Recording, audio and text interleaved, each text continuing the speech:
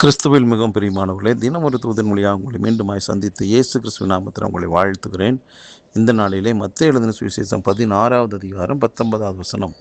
பரலோக ராஜ்யத்தின் திறவுகோல்களை நான் உனக்கு தருவேன். பூலோகத்திலே நீ கட்டுகிறது எதுவோ அது பரலோகத்திலும் கட்டப்பட்டிருக்கும்.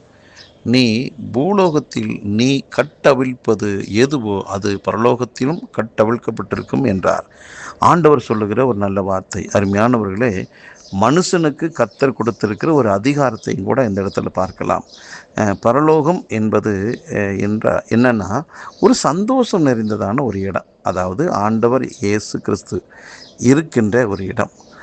அவர் எங்கே இருக்கிறாரோ அதுதான் நமக்கு பரலோகம். ஒரு சந்தோஷமான ஒரு வாழ்க்கை நிறைந்த ஒரு இடம்தான்.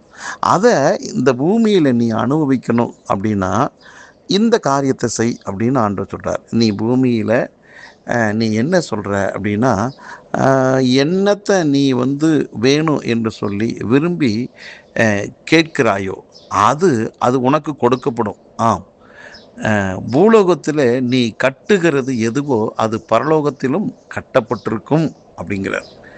ஆகவே விண்ணரசினுடைய, அதாவது பரலோக ராஜ்யத்தினுடைய திறவுகோலை, மகிழ்ச்சியை அனுபவிக்கக்கூடியதான ஒரு சாவியை ஆண்டவன் உங்கள் கையில் கொடுக்குறார்.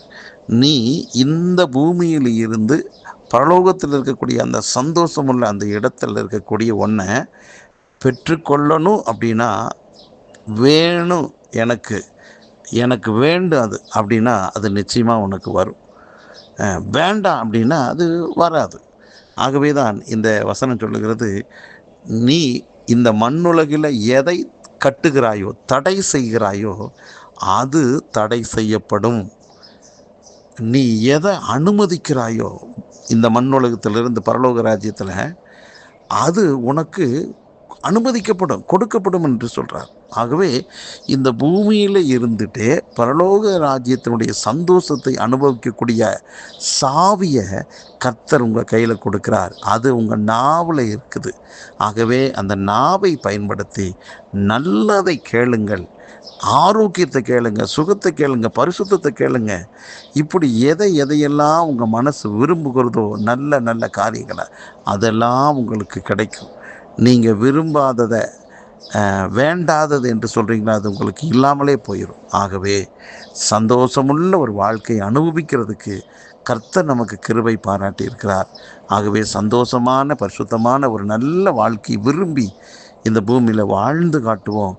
அதன் மூலமாக ஆண்டவராக இயேசு கிறிஸ்துவின் நாமம் மகிமைப்படுவதாக. ஜெபிக்கலாம். நல்ல தகப்பனே, இந்த நல்ல வேளையில் மகிழ்ச்சியுள்ள ஒரு வாழ்க்கை இந்த பூமியில் வாழ்வதற்குண்டான சாவியை எங்கள் கையில் கொடுத்துட்டீங்க. இங்கே இருந்து நாங்கள் பரலோகத்தை நோக்கி எதை சொல்லுகிறோமோ அது அப்படியே எங்கள் வாழ்க்கையில் அமைகிறது.